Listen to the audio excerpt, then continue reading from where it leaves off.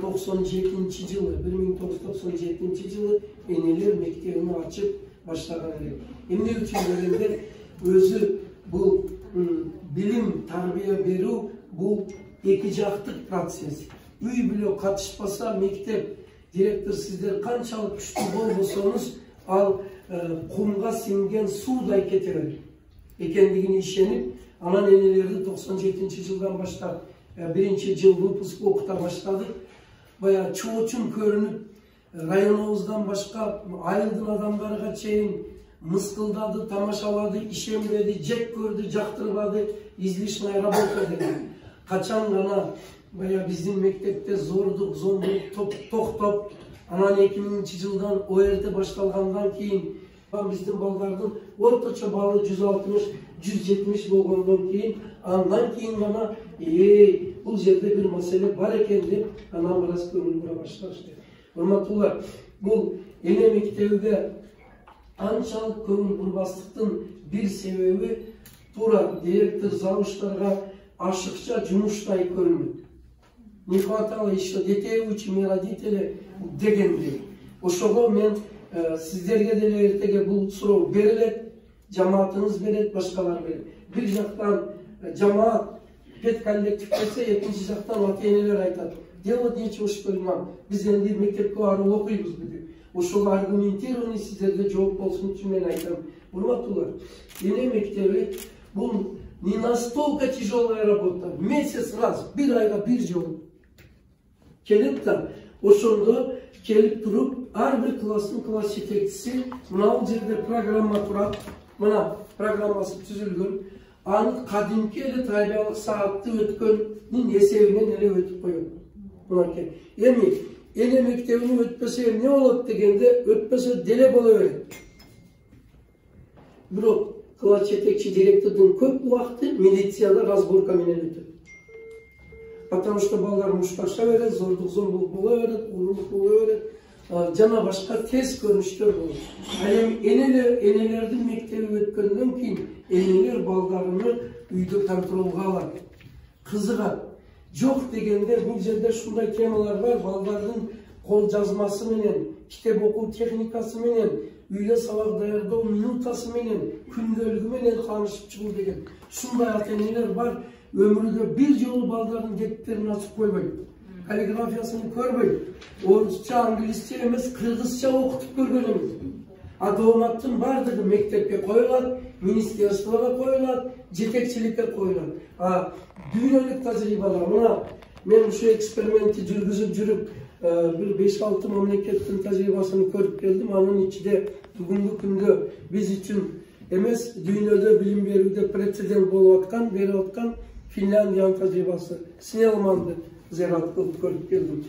Оказывается, энелер окуйт экен. Энелер полноправный участник учебно-воспитательной работы, семья. Ошондо анан кийин мектебинин сапаты анан чыгат экен. Бир колду көтөрүп коюңуздар, мына бийик көтөрөбүз. Мына биз окуткан балдар булар шуңкарлар. Шуңкар учуш үчүн 2 канат болуш керек. Бир канат ата-эне, бир канат мектеп. Эми караңыз, азыр бизде ата-эне колго түшүрдүлөр бул жакта.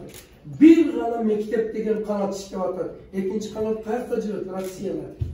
Каякта жүрөт? Тойдо, вечеринкада, белый касса, красный касса, базарда жүрөт. Натыйжада, внимание, бир канатта ушунчалык нагрузка келген, мугалимдердин бардыгы стресс, невроз, психоз, бардыгы оорукчан болуп атат. Эмнеге дегенде, двойной нагрузканы бир мугалим аткарып атат. То есть, урматтуу жамаат, эгер де биз эне мектебин ачсак, анда биз экинчи канатты, экинчи моторду иштетип алабыз. Да, бираз кыйындай көрүнөт, бирок ал кыйын эмес. Ал күндөлүк эле биз аткарып жүргөн иштер болот. Рахмат. Эми урматтуулар, жана колуңуздарды көтөрдүңүздөр, дагы бир жолу көтөрүп коюңуздар. Биз эне мектеби аркылуу 2 канатты тең иштеткенибизден кийин кыргыздын шуңкарлары ала тоолуу күчү өтүп, Америка, Европа мамлекеттерге гумпомош алып дегени барбай, гумпомош берип келе турган. Ата-энелер программасында пайдасы эмнеде дегенде, Biz Kapırmağın Kılıçököz kıyıladan beri hizmet keletamiz. Ошол программанын баш сөзү мен жазганмын. Ошол баш сөз менен чыгып келатат. Андан кийин жанагы тендер сиздер үчүн деген кетти. Биз мен Таалда жүргөндө ошол жерден немеден өткөрдүк эле. Экспертизадан өткөргөнбүз. Андан кийин бул киши ушул тендер мектеби боюнча диссертация жактаганда мен оппонент болгом. Ахмат Аланбеков биринчи оппонент, экинчи оппонент болуп ушул маселени талкуулаганбызда. Деген программа ушунчалык баалуу бүгүн. Анткени biz Sayın Uçur'da Sayın Uçur'da işlep geldik, andan çıkmayı dedik. Bilgen emesiz problemi varken, Sayın Uçur'dan giyin, bayağı var o zaman evine kıştı bir aldık. İşengen boldan suğa aktı, aldığından talarma degen aldık olup kaldık. Ağrım arganda işlemegender de var deyip de günökör gönderip aldı. Oşo kezdegi Çapırağa gidip özgöçölük uşunda bu kişi bir nerseni düşündü. Bu kişi barıdan hareket kıldık, ağrım arjağından hareket kıldık. Bırak bu kişi maselenin özlögü emnede ekenini düşündü. Bugünkü günde baldardın dengелин көтөрөбүз desek, baldarga жакшы тарбия беребиz desek, baldарды өлүктүрөбүz desek, anda bala үчүн эң ыйыгы бул актен экенин бул киши билди. Мына ушул кишинин өзгөчөлүгү, мыктылыгы ушунда турат. Орустун бир окумуштуу болсо бар, Каптерев деген өзү педагог, бирок аны философ катары эсептешет. Онда сөзү бар экен. Не тот умен, который знает много, а тот, который знает главного деген сөз бар экен да. Маселеде ар бир маселеде эң негизгисин билген киши. Бул киши ошол эң негизгисин билди, ошонун жолун тапты, ошону аягына чейин чыгарды. Практикада ошону көрсөттү. Бул программанын артыкчылыгы эмнеде? Бул программаны кайсы бир мугалим түшүнбөй калышы мүмкүн эмес. Анткени ошол мугалимдер иштеп пилоттон өткөрдү, апробация кылды, мектебинде практикада колдонду. Мугалим колдонуп аткан нерсе экинчи мугалим кантип түшүнбөй калды? Эң жөнөкөй жагы. Экинчиси мугалимдер тили менен жазылган, мугалимдер менен сынактан өткөн материалды ак тилде оңой түшүнөт. Бул программанын экинчи дагы өзгөчөлүгү ушул болуп турат. Үчүнчүсү бул бир жылда эмес, бир нече жылда тажрыйбада колдонулуп келип, өзүнүн мүмкүндүгүн көрсөтүп, жана атендер сиздер үчүн деген жолдоштор канча атендер ийгиликке жетишти, канча студенттер болуп калды деген маселе. Бул өзүнүн натыйжасын көрсөткөн. Программа ошол үчүн биз бул программанын жайылышына баары да кызыктар бүгүн Кыргызстанда. Анан дагы бир жакшы жери ушул программаны. Бул министрлик алып келгенге чейин эле программа жайып кетти. Бардык облустарда баягы демилгечилер өздөрү эле колдоп, түртүп программа иштеп калды. Анан биз ошол маселени көтөрүп жүрүп, мынакей министрлик бул маселени колдогону абдан жакшы дешан.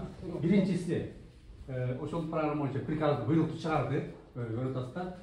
Буга чейин мындай бир программа боюнча министрликте мындай буйрук болгон эмес. Экинчиси, ошол тарбия маселесин алга жылдырсын атайын сектор түздү.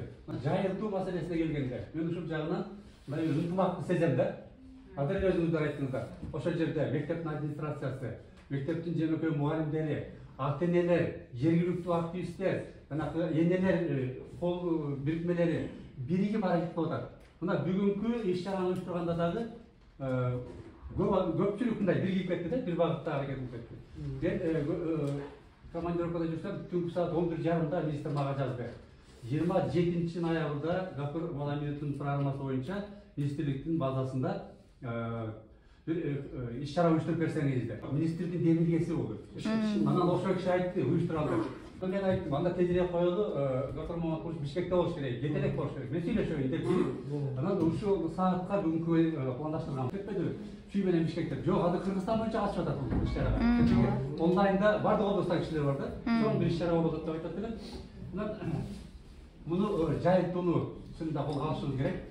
Биз тараптан да колубуздан келген аракетти кылабыз. Билим берүү министрлигинин тарбия иштери боюнча сектордун жетектөөчү адисимин Индира Камбековна. Ушул ишти биз жалпы көзөмөлгө алабыз да, ошо тарбия иштери боюнча директордун орун басарлары бул жоопкерчиликтүү бир журнал ачып коюп, календарный боюнча толтуруп сабактарды өтөсүздөр. Андай журнал толтуруп календарныйны бекитсек, сөзсүз түрдө бул жерде биз башкармаларыбыздарга берип такалабыз. Андан кийин дагы бир айта турган нерсе бар. Мугалимдин компетенттүүлүгү, класс жетекчи жаш болушу мүмкүн, күнүмдөрү анчалык ата-энелер менен ишке жүрүү жок болушу мүмкүн. Ошол учурда атайын сиз мектепте тренерлер командасын дайындап алсаңар мыкты мугалимдерден. Андан кийин ошол мугалимдер аркылуу өтсөңүздөр да болот. жалпы 1-класстагы 3 класс, 5 класс болсо, мисалы, параллелдер ошолордо чогултуп алып бир эле темада ата-энелер менен эгерде баланын саны аз болсо, бир күндө өтүп койсоңуздар да болот. Эң негизи бул жерде мугалимдин ишмердүүлүгү жогору болуш керек. Анткени биз ата-энеге сабак отуртабыз. Бул жерде окуучудан өтүп биз ата-эне менен иштешип, ата-энеге сабак отуртабыз. Албетте эгерде сиздердин биринчи сабагыңыздар маңыздуу болсо, ата-энелер үчүн кызыктуу болсо, сиз өзүңүздөрдүн жогорку ишмердүүлүгүңүздөрдү көрсөтө алсаңыздар, кийинки сабакка ата-энелер андан да көп келет. 3 ата-эне келсе, ал 3 ата-энеге маалымат берет, ал маалымат дагы тарайт. Ошону менен сиздердин белеңиңиздер жогору көтөрүлөт, анын аркасынан мектептин белеги жогору көтөрүлөт. Эң негизи бизге натыйжа керек. Агайдын өзүнүн эксперименталдык мектебинде жетишкендиктердин 50%-на жетсек да, биз үчүн бул алдыга жылуу болуп саналат. Ошон үчүн сиздерден эң жогорку ишмердүүлүктү күтөбүз. Катышуучулары азыр эле бир айым айтып кеткен көйгөйлөрдүн баардыгын ата-энелер мектеби чечет, сиздердин жүрөгүңүздөрдү ордуна коюп кетким келет да. Нерселер бар айтылды. Ошонун баардыгын Гапыр агай 27 жылдан бери изилдеп, эксперимент жүргүзүп келип, далилдеп отурат. Мен сенин Гапыр Мадаминовдун окуттуу тарбиялоо усулдарын жана ата-энелер мектебинин программасын жыйынтыгынын максаты. Эмнеде? Учурда өзүңүздөр билгендей, мектеп, колледж, лицей, жогорку окуу жайлардан мугалимдерин жана ошондой эле жалпы калайык калкты өзгөчө ата-энелерди түшүрткөн олуттуу суроолор бар. Бул кайсы суроолор? Эмнеге окуучулар, студенттер окууга кызыкпай калышты? Мына бизди түшүрткөн азыр ушул. Экинчи, эмне үчүн мугалимдердин берген сабактары балдарга жукпай жатат? Эмне себептен ата-энелер балдарына көңүл бөлбөй, жардам бербей жатышат? Мына бул азыркы учурдун эң чоң проблемасы, көйгөйү. 3 илтикти түзгөн ата-эне, мугалим, окуучу деген 3 илтиктин бузулушу учурда бузулуп отурат, Эмне себептен бузулуп отурат? Мына ушул суроолордун баардыгына жоопту мен Гапыр Мадаминовдун китептеринен таптым. Гапыр Мадаминов бул көйгөйлөрдү жөн эле айтып эле койбостон, аларды чечүү жолдору акыл эмгегинин маданияты сабагында жаш мугалимдер жана ата-энелер мектебинде экенин өзүнүн 27 жылдан бери жүргүзгөн эксперименттери менен далилдеп берди. Урматтуу кесиптештер, мен ушул жерде токтоп кетким келет, себеби биз дагы өзүбүздүн мектебибизде ата-энелер мектебин ачтык. Чын эле ата-энелердин бул жеринде төңкөрүш болду.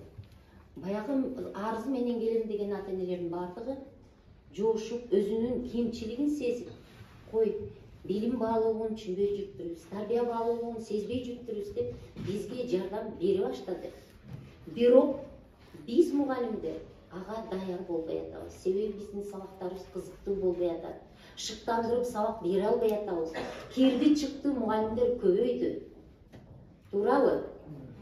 Андан тышкары балдарды кызыктырып, акыл эмгегинин маданияты деген сабак киргизип атабыз. Балдар ушунчалык ынтызар, жүгүрүп келип билим алабыз, сонун экен деп үйгө барса, ата-энелер түшүнбөй, сен эмне профессор болосуңбу? Кыйын болбочу, каяктагы ватман, каяктагы фломастер, биз андай ансыз эле, жок эле, полго жазып эле, жатып эле сабак жазып жүргөнбүз деп балдарга жардам көрсөтпөй атат. Мына ушул эң чоң проблемалардын бири болуп турат. Гапыр агайдын мектебинде акыл эмгегинин маданияты деп эң биринчи сабак киргизгенде балдар ушинтип ынтызар жүгүрүп окушкан экен. Гапыр агай өзү да айтып берет. Бирок үй бүлөдөн ата-энелер жардам көрсөтпөгөндүктөн ойлондурду дейт. Анан ата-энелерди мектебин ачып, ата-энелерди окуткандан кийин, ата-энелер жардам берип, балдардын күндүк турмушунда күндөлүгүн текшерип, дептерин текшерип, сабак даярдоочу бөлмөсүн уюштуруп бергенден кийин төмөнкүдөй мыкты ийгиликтер жаралды дейт. Азыр мен сиздерге аны көргөзөм. Акыл эмгегинин маданияты эмнеси менен кызык болууда? окуучунун, студенттин сабактагы бирден бир эмгеги акыл эмгеги. Ага окуучу, студент ошол акыл эмгегинин маданияты менен гана жетишүүгө болорун Гапыр-агай далилдеген. Ошондон улам жыл сайын окуучулары республикалык олимпиадаларда жеңүүчү болуп, мыкты жогорку окуу жайлардын алдыңкы студенттери болууда. Буга мисал төмөнкү таблица. Карасаңыздар, бир эле мектептен райондук олимпиада барганда биринчи орун алган окуучулардын саны, экинчи орун, үчүнчү орун областка чыгышат, республикага чыгышат. Эң кызыгы, өмүрү орусту көрбөгөн Турабаева Мадина аттуу кыз орус тили жана адабияты сабагынан республикага келип биринчи орунду алат. Бул абдан таңгалыштуу. Калыстар тобу чогулуп, башында бул кызга ыйгарбайбыз. Бул жасалма, шаардын эле кызын алып келип койдуңар дейт.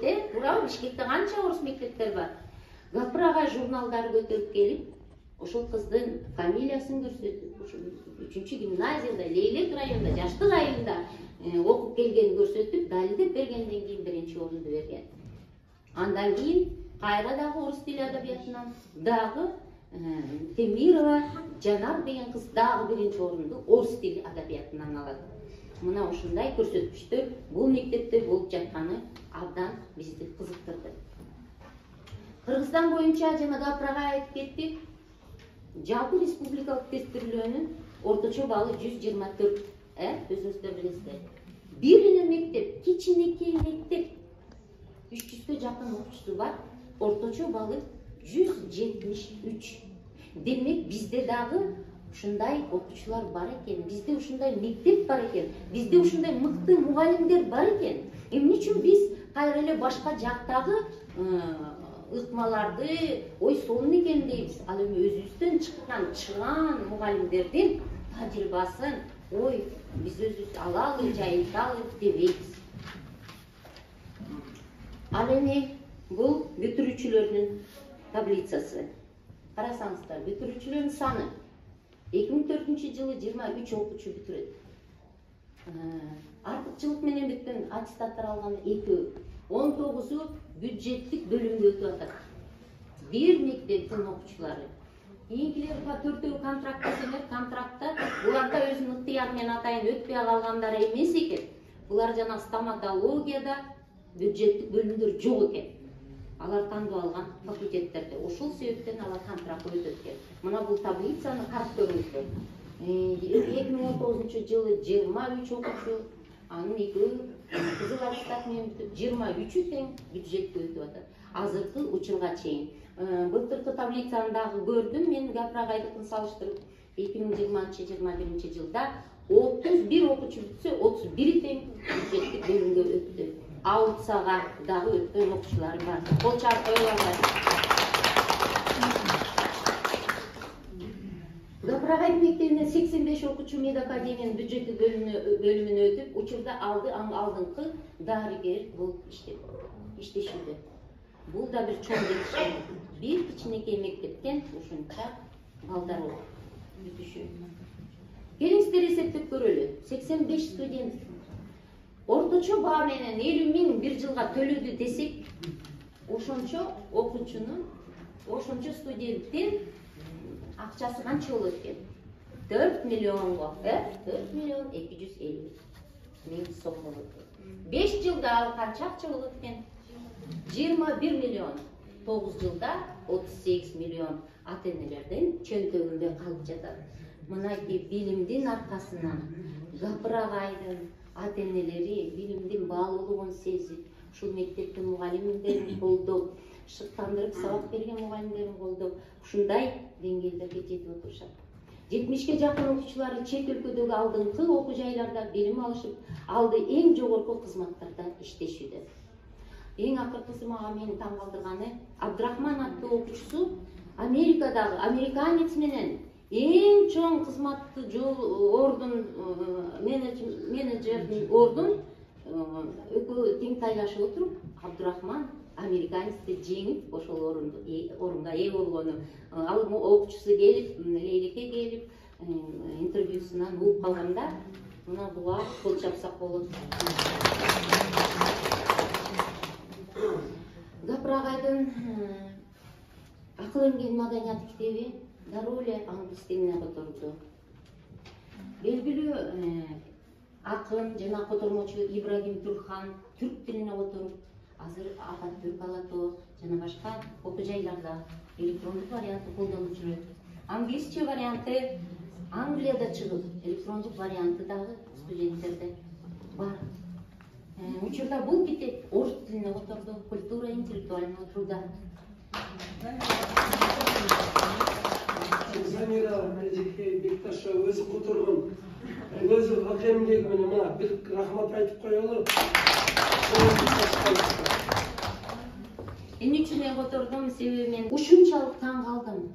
Бизде ушундай агай бар экен, бизде ушундай сабак бар экен, бизде ушундай окуучулар. Демек биз дагы окутуп чыгарсак болот экен. Эмне үчүн чыгара албайбыз? Өзүбүздү өзүбүз эмне үчүн колдой албайбыз? Деп ушунчалык кызыгып бул китепти бир отуруп эле котордум. Азыр бул китептин ичинде эмнелер бар экен кыскача айтып кетем. Учурда тартылган китеп мен айтып кеттим, орус, англис тилине. Китеп жөнүндө Россия Федерациясынын психология илимдеринин доктору Притархан Анна Михайловна, англиялык профессор Джек Холбрук, түрк акыны Ибрагим Турхан, Назарбаев университетинин профессору Дүйшөн Шаматов, жана Кыргыз Республикасынын профессорлору Жапар Оспанметов, Исак Бекбоев жана башка улуу инсандар өздөрүнүн жакшы пикирлерин жазып билдиришкен. Бул жерде алардын баардыгы. Кыргызстандын 7 дубанын мугалимдеринин өтүнүчү боюнча акыл эмгенин маданияты, устаттык өнөрү, ата-энелер мектебинин группалары ачылып, агайдын шакирттери 3 жылдан бери сабак өтүп келишүүдө.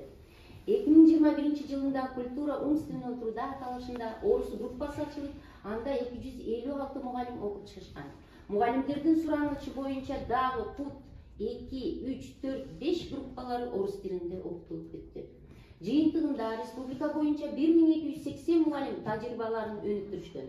Өздөрүнүн пикирлерин Facebook баракчаларына чыгарып, ыраазычылыгын билдиришкен. Азыркы учурда дагы орус группасынын ачылышын чыдамсыз менен күтүп жаткан мугалимдердин саны арбы. Акыл эмгенин маданияты китеби дагы эмнеси менен кызыгуу жаратып жатат. Ачпок схемасы. Бул схеманы бардык предметтерде колдонсо болот экенин ачык өзүбүздөн көрдүк.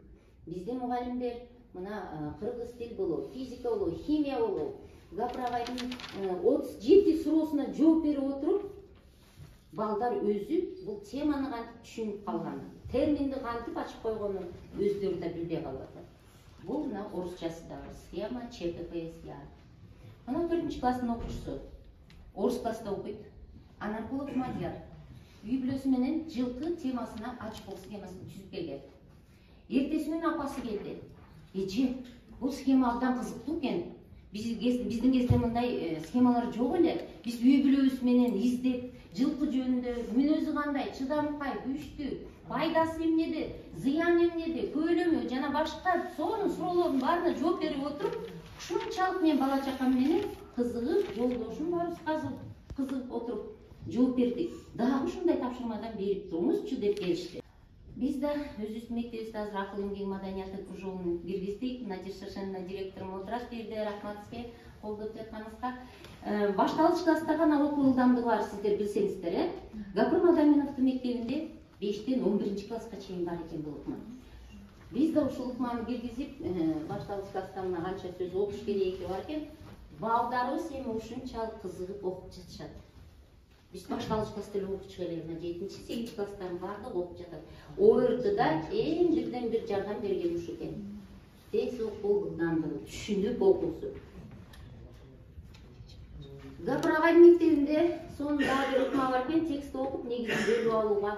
Мисал ала келдим мына китептен. Молдо кылыш жөнүндө, анын өмүр баяндын чакан текстте 88 сөз бар. Гапыр агайдын окуучулары калем менен дароо эле эң негизгилерин бөлүп туруп кыскартып коюшат экен. Мына тексттин кыскартылган варианты молдо кылыш жөнүндө эң негизги эмне жөнүндө айтыш керек 24-7 сөз. Негизин бөлүп алып, мына ушуну гана айтып, ушуга токтолот экен. Калган керексиз информациянын башына толтурбайт экен. Анткени бизде сабактар көп, өзүңүздөр билесиздер, предметтер, физика, химия, ошонун баарынан ушунча маалыматты бала көтөрө албайт экен. Ал эгерде негизин бөлүп алып туруп, эң негизинен гана айтып берсе, бала ошону көпкө сактап калат деп түшүнөт экен. Мына бул китептин ичинде кандай дагы кызыктуу темалар бар.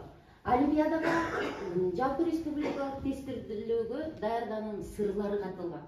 Биз мисалы көптөн бери кыйналып келчү элек балдар менен олимпиадага даярдоодо кантип даярдайбыз, эмне кылабыз, мугалимдер чогулуп алабыз, китептерибиз андан көп. Бул жерде окуучу менен мугалим план түзөт экен. Жумалык план түзөт, түнүмдүк план түзөт экен. Баардыгы жазылган, системага салынган.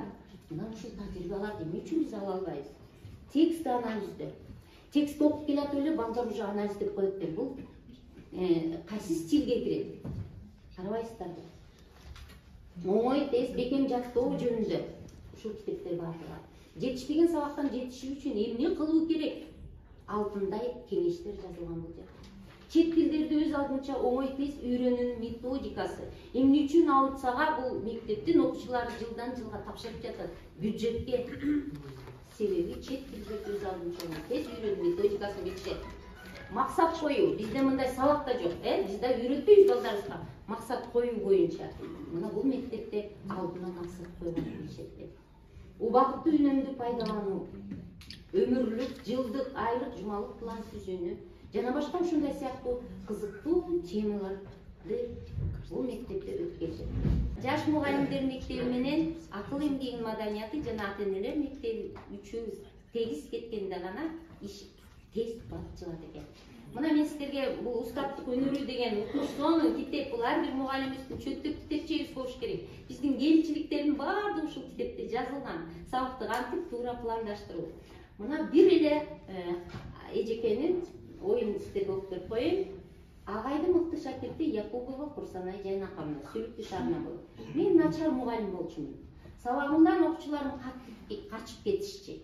Өзү айтып берген да, химия сабагымды берип атсам, балдарым айнектен терезеден секирип качып кетишкен деп. Гапыр агайды бир семинарда көрүп, угуп калып, жанынан чыкпай, ар бир лекциясын конспектилеп отуруп, эң начар мугалимден жылдын мыкты мугалими республикалык сынагынын жеңүүчүсү болду. Мына ушул менен чоң рахмат. Ушул агайыбыздын усулдары боюнча да кыскача маалымат бере кетейин. Айрымдарыңыздар мүмкүн буга чейин уккан эмес чыгарсыздар. Ата-энелер сиздер үчүн деген агайдын китеби бар. Мүмкүн азыр көбүнчө жаңы сурооңуздарда сар эсеп салып отурсам, бала бакчада кантип киргизебиз деген суроолор абдан көп экен да. Мына ушул ата-энелер сиздер үчүн деген китепте бул жерде канча темалар болсо, ошол темаларыбыздын баардыгы видео сабак болуп чыккан. Ал видео сабактар тажатма эмес, 20 мүнөт болуп чыкты. 4 ашып кетсе 4 мүнөттага чейин. Кыскача биздин эмне үчүн мындай мугалимдер арасында бизде мындай мугалимдерге өтүшкө жеңил болду. Анткени алар биринчи кезекте ошо ата-энелер келгенден кийин сөзсүз түрдө кайсы эгерде 5-класстын эжекеси болсо 5-чи же болбосо бир класстын өздөрүнүн класстын жаш өзгөчөлүгүнө жараша ошол теманы укпайышынан ушундай коюп беришет. Ошол эле теманы эми баардыгында ата-энелерде деле, ата-энелерimiz айрым мугалимдерде деле агайдын китептери жетишсиз. Анан ошол сөзсүз түрдө биринчи жардам, тез жардамдай болуп келген азыр мугалимдер, тарбиячыларыбыздын арасында видео сабактарды актуалдуу болуп атат да. Мына ушул видео сабактардан коюп беришет. Андан кийин Дасторкон четиндеги университет деген дагы агайдын китеби бар. Алдан 28 видео сабак бар. Ал эми ата-энелер сиздер үчүн боюнча 20 видео сабак бар. 100 видео сабак бар. Андан кийин устаттык өнөр, бул жана дагы суроолор болуп калат. Агай сиз мугалимдериңизди кантип тарбиялайсыз деген. Ошол китепти алып окусаңыздар деле сиздер агайдан тарбия алгандай эле болосуздар да. Анткени мен өзүм дагы практикамда сабак өткөндө окуучуларга ошону иш жүзүнөн ашырып көргөм. Бул жерде дагы мага эң жаккан сабактар ушул окуучулар менен мамиле куруу, анан көбүнчө моюнга эле алыш керек. Кайталоо сабактарында биз айрыкча кайталоо сабактары чейректин аягында болот. Бүгүн кайталоо сабак деп койбосто балдарга биз жалпы отчет менен, чейрек чыгаруу менен, кагаз иштер менен окута беребиз да. Моюнга алышыбыз керек. А бирок ошол китепте кайталоо сабак дегенди дагы окуп көрсөңүздөр, ошол кайталоо сабакты өткүңүздөр келип калат да. Чынында эле ошонун эң сонун усулдары, ыкмалары, методикасы берилген. Кайталоо сабактын дагы өзүнүн өтүү эрежеси бар. Акыл эмгегинин маданияты деген агайдын китебинен дагы айым китеби боюнча 70 видео сабак бар. ачык болуп деп көбүнчөсү пайдаланып атпайсыздар. Ошону дагы кече күнү карап чыксам канча миңдеген 6000ге жакын мугалимдер көргөн экен. Анда дагы ушул ар бир бул жерде деле ар бир предмет мугалимдер отурасыздар. Ошол предметиңиздерге ошол ыкмалар менен дагы сабак өтсөңүздөр окуучуларга абдан кызыктуу. Аны биз дагы өз практикабыздан дагы өтүп жүрөбүз. Балдар абдан жакшы көрүшөт. Көбүнчө окуучулар китеп окубайт, анан окубайт деп окуучуларга көбүнчөсү күнөөнү ата беребиз, бирок чын-чынында мындай өзүбүздө деле күнөө бар да, ошону кызыктуу өтө албайбыз. Ошо кызыктырыш үчүн ушул жогоруда мына аталган китепти алып окубасаңыздар дагы эле ушул 2-3 темасын видео сабактан дагы көрүп чыксаңыздар, анан өзүңүздөр эле китепти издей баштайсыздар. Андан кийин өзүн-өзү тарбиялоо асыл инсандык сапат деген эң сонун китеби бар агайын. Андан дагы 50 видео сабак бар. Муну дагы жөн эле көрүп койбостон класстык сааттарды азыр ар бир мектепте эле жетишкен техника. Ошол техникалык каражаттар менен деле класстык сааттарда, тарбиялык сааттарда балдардын ошол терс сапаттардан арылуусу, же болбосо ушул сыяктуу өзүн-өзү тарбиялоо боюнча дагы сиздер балдарга ой берсеңиздер болот. Анан ой өрүшүп кыргазуу деген китеби менен азыркы күндө иштеп атабыз. Ошол жаңы уккан болсоңор агар ата-энелер мектеби, устаттык өнөрү, айым өзүн-өзү тарбиялоо боюнча 700 видеороликти качан жасады десе, түнкү саат 1-2-3-тө жасаган. Ушул таластын кызыга бир рахмат айтып кол чалып коелу. Мен Иса Үкүет атынын Чүйдүк Мактабы бөлүмүнө караштуу Иса Үкүет атындагы орто мектебинин мүдүрү болуп, 4-жыл эмгектенип атам. Ушул 3 жылдын ичинде кантип ушул баардыгыбыз мектеп ушул жерде кездештик. Канткенде билимдүү, канткенде адамгерчиликтүү, канткенде билимдүү балдарды тарбиялайбыз деген көйгөйдү ушул издеп 3 жылда издегенде агайдын ошол Гапоновдун агайдын эмгектеринен ушул атайын шаар мектептеринен таап биз 2025-жылы министрдин буйругун өткөздөн эле ушул баардыгыбыз айыл тургундары мектеп жамааты биргеликте кабыл алып ушул интернет мектебин ачканыбызда 1 жылдын жүзү болду. Ошондой ийгиликтерибиз 169 балл ОЭТ-ден эч ким алган эмес, биздин мектептин тарыхында болгон эмес. Былтыркы бүтүрүүчүлөрүбүз ошол 1 жылдын ичинде Гүлсара Мадаминовна сизге ыраазычылык онлайн аралыктан окуп, ушул эң алдыңкы баллды 169 ОЭТ-ге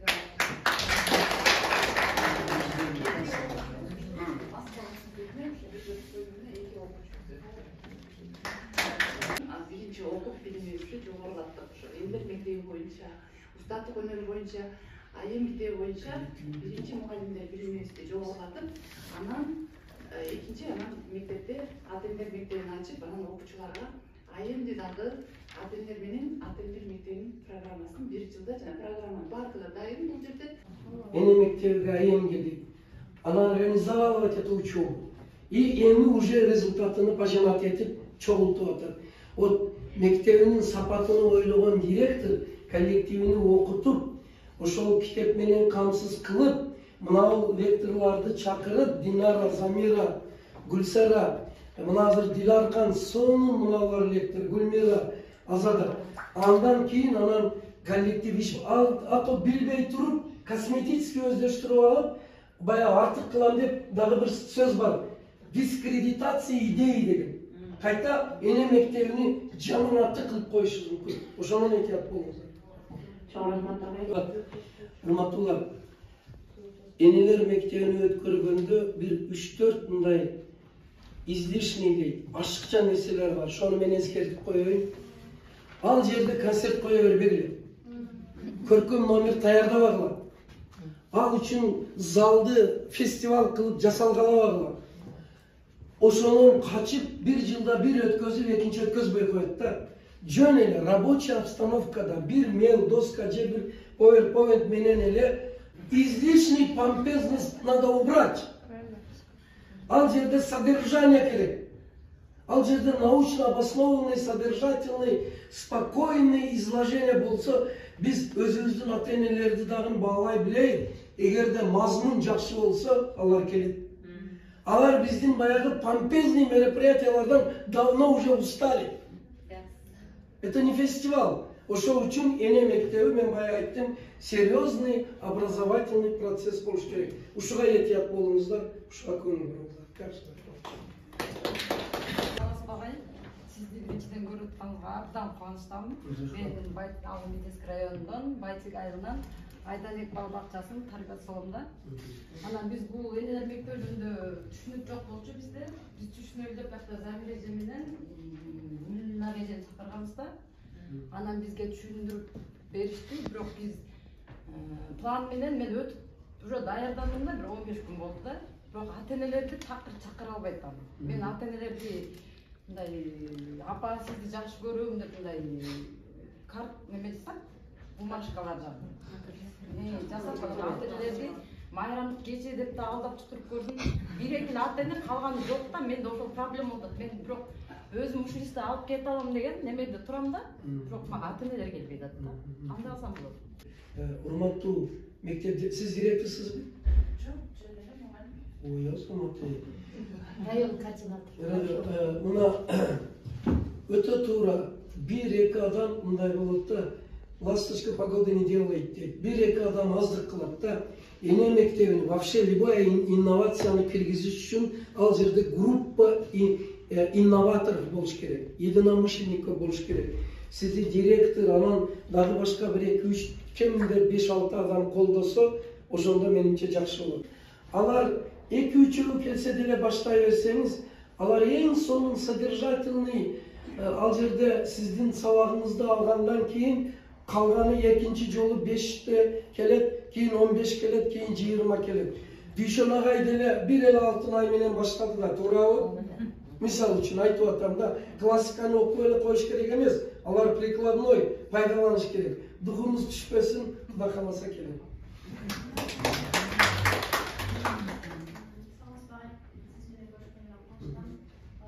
Биз ушу энелер мектебинин Нарын районунан келдим. Нарын областынын Нарын районунда эң алыскы айыл бар. Баймурат Кыязов деген мектеби, Карагожо өрөөнү билет болушуңуздар, эң алыскы да. Анан ошол жерде мектепке иштеп барганда ушул энелер мектеби кирип калды. Анан энелер мектеби десек эле группа түзүп баштадык. Эң негизги жетишкенибиз ошо энелер мектеби десе бир мигрант ата-энелерибиз Россияда жүргөндөр айымдар тиги арыктатат экен, анан мындай деген сыяктуу түшүнүп алып группага кирип алышкан экен да. Анан группага кирип биз балдар жөнүндө маалымат берип ошентип баштадык. Анан ошол апабыз эмесин Россиядан жумушун таштап балдарына келди да. Сону. Мен Сокмуш шаарында номер 1 орто мектеп гимназиясында мугалим болуп иштейм. Андан башка мен ага бир шакирти болуп эсептелем. Анан жанатан бери биз көп мугалимдер менен жолугуп жүрөбүз. Анан баардыгы эле ушул ата-энелер мектебин айтып баштаганда эле мугалимдердин бир суроосу чыгат да, ата-эне келбейт деген бир ушундай бир себебин табышат да. Анан мен ошол себеппи шыктоо эми ошол сөздү мен айтат элем. Ийне билбеген иш билбеген ийне таңдапты деген кыргыздын макалы бар да. Ошо менен айтат элем да. Ошон үчүн ар кандай жолдор менен ата-энени келтиргиңиз келсе, эгер сиз чыгармачыл мугалим болсоңуз, жан дилиңиз менен ата-энени мектебин иштетем, өз мектебимде десеңиз, анда сиз бардык жактан жол таап кете турган мугалимсиздер деп мен ишенем. Бул жалаң эле кыргыз мектептер үчүн экен, бул жалаң эле этнопедагогиканы айтып атыптыр. Бул деген жалаң эле тиги 200-300 окуучу окуган малокомплектный мектептер үчүн экен. А биздин 2800 бала окуган мектепте канча бир миң ата-энени кантип чогултмак элек деген суроолорду мен жалгыз өзүм уккам. Ошондон жол табам деп эжеке мен өзүмө жана единомышленниктер тапканда таап туруп ошол 10 кыз орус тилдүү арасында дуңга мугалим бар, уйгур мугалим бар, орус мугалим бар, кыргызы бар, өзбеги бар, ишибиз аралаш, немиси бар. Ошентип 10 мугалимди таап бүгүнкү күндө менин мектебимде мен менен кошо директорубуздун приказы менен 10 киши биз ошол мектепке координатор болуп, жакшынакай агайдын мектебин кыргызча окуп эле орусча айтып берип атабыз. Семинарларды өтүп атабыз, ата-энелерибиз келип атат. Мына 9 декабрда Биз райондук масштабта чоң семинар өтөбүз, ошол эле орус тилдүү. Биздин мектепте 27 улуттун балдары окуйт экен. Демек, ийгилик болот экен да. Бул биринчи, экинчи ошол биздин шаардагы мектептерден бул эжеке айтып кетпедиби? Онлайн сабактарды өттүк деп. Ошондон 4 лидер мугалим чыкканбыз. 4 лидер мугалим. Азыр биз агайдын китептери менен өзүбүз эле планды түзүп алып, бардык областтардагы эне аталар менен мугалимдерди бөлүп окутуп атабыз. Эне аталар кайсы областтарда окуду? Ысык көл, Жумгал, Ат башы, Талас, Чүй, Токмок, Аламүдүн, Кош Кара Суун окуттук. Ошондо биз санап отурсак 7400 ата-энени бүгүнкү күндө окуттук. Ошол 7400 ата-эне онлайн сабактарда биз өзүбүздүн онлайн сабакты берүү тартиби, эрежебиз бар. Биринчи биз Салтанат Бешенова түзгөн видео сабактарды беребиз, андан кийин ошол видео сабактарга түшүндүрмөлөрдү беребиз. Ушунчалык ата-энелер биз менен баарлашат, ички сырын айтышат. Ой, биздеги мугалимдер мындай экен, анан окуучу мындай экен, мен муну билбепмин деген ата-энелер чыгып атат да. Эми бул окуулардын баардыгы август айынан бери жүрүп келе жаткан жыйынтыгында мындай болуп чыкты. Ат башыдан Нарын областы Таш-Башат деген айылда Мамбетов деген мектепте, Дүрбүлөң Мамбетов деген мектепте Турсунбаев Болот Асанкулович деген агай аталар мектебин ачты. Биздин онлайн сабактардан таасирленип, биздин жеке личкаларыбызга чыгып, бизден консультациялар агайды көрө элекпиз, Болот агайды. Бүгүн 3-чү сабагын өтүп атат ал. Андан башка Ысык көлдө тамчыга биз эртең семинарга барабыз, 7 киши. Ал жерде 85-чи профтех лицей бар экен. Чырпыкты, тамчы дагы тегерегиндеги садиктер. Ушул айылга бизди чакырып атышат. Биз аларды онлайн окутканбыз да, эне аталардычы. Ана ошол жерде эне ата бар экен. Кенже Токтосуна деген эжеке экен. Ал баатыр эне экен. Международный тренер экен. 19 өлкөгө барып келген дейт. 6 өлкөдө иштеп келген дейт. Кол өнөрчүн көрсөтөт дейт. Барып баягы эшикти такылдатты дейт. Айыл өкмөтүн, мектепти, садикти, профтех училища бардыгын чогултуп, мына ушул бир эне артынан эртең семинар өткөрүп жатат. А сиздер эмне деп атасыздар? Биз ал энени эртең көрөбүз. Анан Талас, Аламүдүн окуганбыз, Талас областындагы Махабат Акматовна деген эжеке 2 жолу фестиваль өттү. Алтын түгөйлөр деген ажырашууларды азайтыш үчүн. Китеп окуу фестивалын өттү, Дастаркан четинде университетте өттү. Эне мугалимдерди окутуш керек. Акыл эмгегинин маданиятын, устаттыгын өрдү. Анткени мугалимдерди окутуп бериңиздер, мына Жумгалдан чыгып атышат. Аны мугалимдердин квалификациясын көтөрө турган институт бар эле да. Бирок ошого карабастан бизге чыгып атышат. Мугалимдерди окутуш керек. Мугалимдерден мурун жетекчилерди окутуш керек болот. Жетекчиден кимдер кирет? Директорлор, завучтар, районолор, облонолор. Капрагай Зеркуландан групп стилөсү анын тажрыйбасын жайытып аткандырга мындай мүмкүнчүлүк берсек деген ойдо болуп калдым. Бизде негизги максатында турат. Программа колдон келишинче иштелди. Жетиштүү, бардык нерсеси бар, жана 700 видео. Азыр биздеги чоң көйгөй ушунда турат, ушул багыт иштешибиз керек. Бул программаны жакшынан маданияттуу түрдө акыл эс менен жайылтыш керек. Абдан жакшы сунуштарды берип атасыздар, жогорку окуу жайына барсын, мугалимдерди даярдап аткан жерге барсын, квалификацияга барсын, ошол маселелер жайылып кетсин. Ошону жайылтууну бир жакшынакай жол менен ишке алып кетсек деген. Сөзүмдүн аягында Капрагайга ошол идеяны улантып кеткен сиздерге, жер-жерде иштеп аткандардын баарына, тарбия секторуна дагы чын дилден ыраазычылык билдирем. Биз туура багытта баратабыз, жакшы жолдо баратабыз. Ошол жолубузду мындай күчөтүп, мындан ары да акыл эс менен алга жылдырышыбыз керек.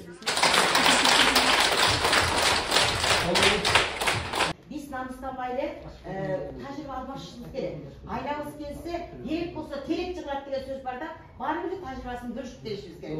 Эгерде мен дагы мындай сунуштуулар келгенде биздин Лейлекте турган 250 окуучу окуп аткан, ошолорду тарбиялап аткан жана мугалимдерди бетме-бет көрүп, керек болсо ошолордун тажрыйбасын алсаңыздар деп мен силерге сунуш кылам. Жана өткөндө ага айтты, билген мугалим момунту артына катып албай бир нерсеңерди. Мынаяка чыгарып туруп белгиле, бир иштейлик деп иштесеңер, албетте биз алга чыгабыз. Анан могу жана ошол жерде мындай деп айттым. Баягы революция жүрүп атканда учкундан жалын тутурат деген сөз бар эле. Арскандай биздин ушул ата-энелер мектеп программасын алкан иштеп, учкундан жалын тутанып, революция жүрүп атат деп айткың келет. Анан айтып калайын, мына бизде министерство агайыбыз дагы жок болуп турат. Түбөлүү себептер менен сиз жазып коюңуз, Индира. Биздин агайыбыз айтты, курултайда сүйлөдү. Жана тажиктердин мектебин айтты, анан өздөрүнүн мектебин айтты. Ошол жерге бир гимназия куруп беришин суранды. Анан биз ушул министерство тарабынан агайдын сөзүн кубаттап, ошонун керек болсо жүрүшүндө силер да өкмөткө жазасыңарбы, эмне кыласыңар, кандайдыр бир аракет менен ушул жылы жаңы бюджетте бекитип аткан немеге агайдын мектебин куруп, анан ушул мектепке эмне Гапар Мадаминов деп ат коюуга мен